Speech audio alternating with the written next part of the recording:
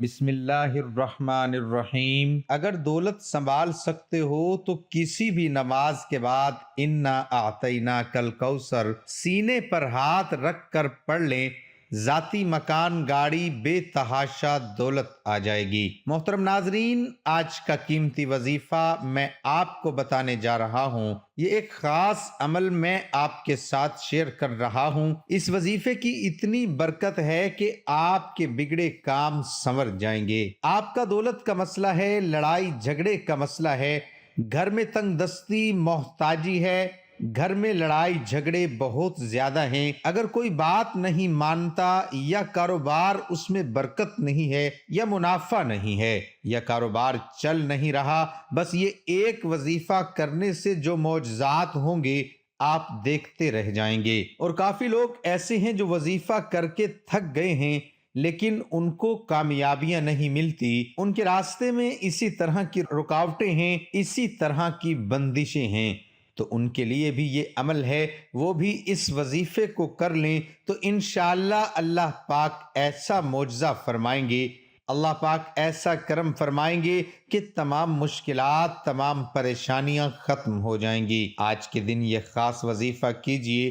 اس سورت کو پڑھنے والا آج تک کبھی کسی حاجت سے محروم نہیں رہا۔ اس آیت کو پڑھنے والے کو مانگنا نہیں پڑتا اور اسے مل جاتا ہے۔ میرے بھائیو، نبی کریم صلی اللہ علیہ وآلہ وسلم نے فرمایا، اے عبداللہ بن قیس، کیا میں تمہیں جنت کے خزانوں میں سے ایک خزانے کے متعلق نہ بتاؤں؟ میں نے عرض کیا، یا رسول اللہ صلی اللہ علیہ وآلہ وسلم، کیوں نہیں، ضرور بتائیے۔ تو آپ صلی اللہ علیہ وآلہ وسلم نے فرمایا، تم کہو لا حول ولا قوت الا باللہ، نہ گناہ سے بچنے کی ہمت ہے، نہ نیکی کرنے کی طاقت مگر اللہ کی توفیق صحیح ہے۔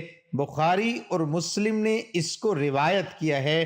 تو میرے بھائیوں، آج کا یہ جو وظیفہ ہے، اس کو کتنی تعداد میں پڑھنا ہے، کس وقت پڑھنا ہے، اور اس وظیفہ پڑھنے سے کیا کیا فوائد آپ کو ملیں گے، آج کی اس خاص ویڈیو میں ہم آپ کو اس کے متعلق سب کچھ بتائیں گے۔ حدیث پاک صلی اللہ علیہ وسلم کا ارشاد ہے، اے لوگو، اتنی عبادت کرو جو قابل برداشت ہو، کیونکہ اللہ ثواب دینے سے نہیں رک سکتا یہاں تک کہ تم خوف عبادت کرنے سے اکتا جاؤ گے۔ اب آپ نے اس سورت کو کیسے پڑھنا ہے، کس ترتیب سے پڑھنا ہے، یہ اب طریقہ کار جان لیجئے۔ جب تک آپ کو طریقہ کار نہیں پتا ہوگا پھر عمل اثر نہیں کرتے، کچھ خاص احتیاط ہوتی ہیں، تو اب اس کا طریقہ کار جان لیجئے۔ احتیاط میں سب سے پہلے یہ ہے کہ کس وقت آپ نے اس عمل کو کب کرنا ہے۔ دیکھیے، آپ فجر، ظہر، عصر، مغرب، عشاء، تہجد کسی بھی نماز کے بعد کر سکتے ہو، اس میں کوئی پابندی نہیں۔ جب بھی آپ کو وقت ملتا ہے آپ اس وظیفے کو کر سکتے ہو، اس میں کوئی پابندی نہیں ہے۔ کوئی بھی مرد کر سکتا ہے، کوئی بھی عورت کر سکتی ہے۔ اکثر کچھ مردوں کو بھی مشکلات کا سامنا ہوتا ہے، کیونکہ مرد بیچارے اپنی بیوی بچوں کے لیے، اپنا گھر پالنے کے لیے باہر محنت مشقت کرتے ہیں۔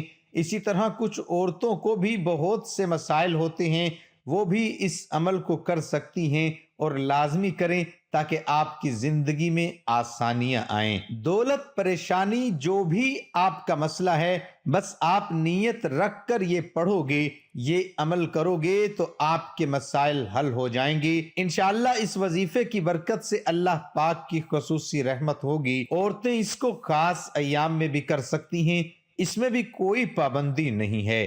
اگر پہلے آپ کوئی عمل کرتے ہیں، کوئی وظیفہ کرتے ہیں، کوئی تسبیح کرتے ہیں، اس کے فوراً بعد بھی اس عمل کو کیا جا سکتا ہے، اس میں بھی کوئی پابندی نہیں ہے۔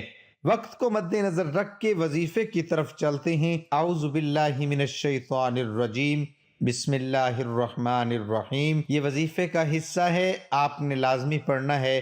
اس کے بعد آپ درود شریف پڑھیں گے، ایک بار میرے ساتھ بھی پڑھیے، اللہم صلی علی محمد وعلی آل محمد کما صلیت علی ابراہیم وعلی آل ابراہیم إنك حميد مجيد. اللهم بارك على محمد وعلى آل محمد كما باركت على إبراهيم وعلى آل إبراهيم إنك حميد مجيد. یہ درود پاک آپ نے 7 بار پڑھنا ہے آپ صلی اللہ علیہ وآلہ وسلم کی ذات پر.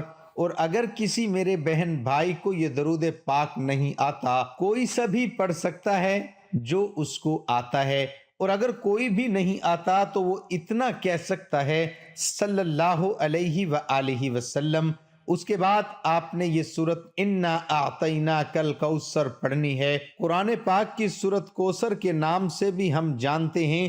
اس سورت کو آپ نے کب پڑھنی اور کیسے پڑھنی ہے، کتنی بار پڑھنی ہے، سب طریقہ بتاؤں گا انشاءاللہ. جب آپ اس وظیفے کو کریں گے یہ سب پریشانیاں آپ کے اوپر سے دور ہو جائیں گی. اللہ پاک اسی صورت میں ہمیں یہ آگاہ بھی کر رہے ہیں کہ ہم غمگین اور اداس نہ ہوں، کیونکہ ہر مصیبت کے بعد آسانی ہوتی ہے. لہٰذا اگر کوئی اللہ تعالیٰ کے دین پر ایمان رکھتا ہے، اللہ تعالیٰ کے وعدوں پر کامل بھروسہ رکھتا ہے اور اللہ تعالیٰ کے کلام اور رسول اللہ صلی اللہ علیہ وآلہ وسلم کی باتوں پر مکمل یقین رکھتا ہے، تو وہ مصیبت کے بعد آسانی ضرور دیکھے گا اور اس کی زندگی میں تنگی کے بعد خوشحالی ضرور آئے گی. آپ نے اس سورت کو صرف 21 بار سینے پر ہاتھ رکھ کر پڑھنا ہے، اچھی طرح پڑھنا ہے. اور جب آپ اس کو پڑھیں گے آپ کے ذہن میں آپ کے مقصد ہوں، جو آپ کے لیے مشکلات بنی ہوئی ہے، جو آپ کی حاجتیں ہوں، آپ یقیناً اس نیت سے ہی کریں گے کہ آپ کے تمام مسائل دور ہو جائیں. اب آپ نے وہیں بیٹھے جگہ چھوڑے بغیر لا حول ولا قوت الا باللہ العلی العظیم، لا حول ولا قوت الا باللہ العلی العظیم، صرف اتنا پڑھنا ہے کہ میں پورے یقین کامل سے کہتا ہوں کہ اس تسبیح کو ہر کوئی جانتا ہے. لا حول ولا قوت الا باللہ کا مطلب حضرت عبداللہ بن مسعود رضی اللہ عنہ فرماتے ہیں کہ لا حول ولا قوت الا باللہ کو میں نے رسول اللہ صلی اللہ علیہ وسلم کے سامنے پڑھا تو آپ صلی اللہ علیہ وسلم نے فرمایا کہ اس کا مطلب جانتے ہو کیا ہے؟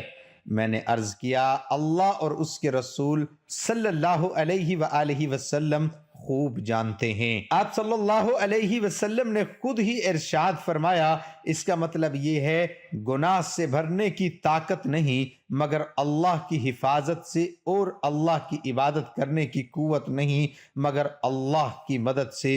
اور فرمایا جو بندہ ہر وقت استغفار کرتا رہتا ہے اللہ اس کی ہر مشکل آسان کر دیتا ہے اور ہر غم دور کر دیتا ہے اور ایسی جگہ سے روزی دیتا ہے کہ جہاں سے اس کا گمان بھی نہیں ہوتا.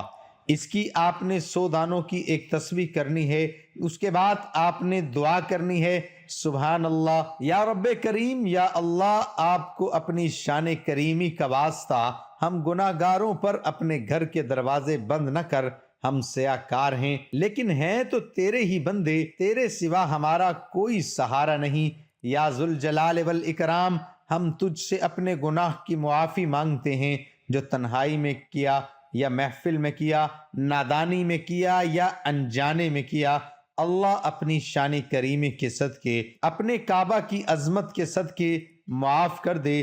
تمام دوستوں سے گزارش ہے کہ اللہ تعالیٰ کے 99 ناموں میں سے ایک نام ضرور ٹائپ کریں. اللہ ہم سب کا حامی و ناصر ہو. اللہ حافظ.